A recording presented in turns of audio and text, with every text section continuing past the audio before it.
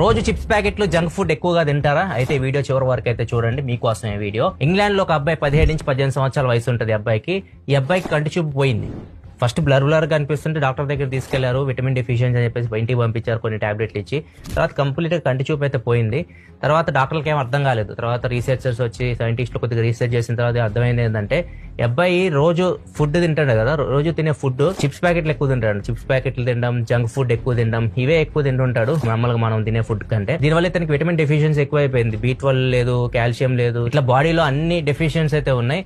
దీనివల్ల అతని optic nerve system అయితే డ్యామేజ్ అయింది, అందుకే కంటి చూపు అయితే పోయింది. తొందరలోనే వినికిడి శక్తి కూడా పోయే ప్రమాదం ఉందని చెప్పేసి డాక్టర్స్ అయితే చెప్తూ ఉన్నారు. ఒకవేళ మీరు ఎక్కువగా జంక్ ఫుడ్ ఎక్కువ తినే వాళ్ళైతే, రోజు తినే వాళ్ళైతే మాత్రం కొద్దిగా అవాయిడ్ చేయండి. అప్పుడప్పుడు తింటే ఏం కాదు, కానీ పిల్లలకి ముఖ్యంగా చిన్నపిల్లలు వీటికి ఏడిస్తే చిప్స్ ప్యాకెట్ ఇస్తున్నాం మనం. సో కొద్దిగా జాగ్రత్తగా ఉండండి. కొద్దిగా అన్ని విటమిన్స్ కవర్ అయ్యేలాగా ఫుడ్ అయితే వాళ్ళకి న్యూట్రిషన్ లో అన్ని కవర్ అయ్యేలాగా ఇవ్వండి.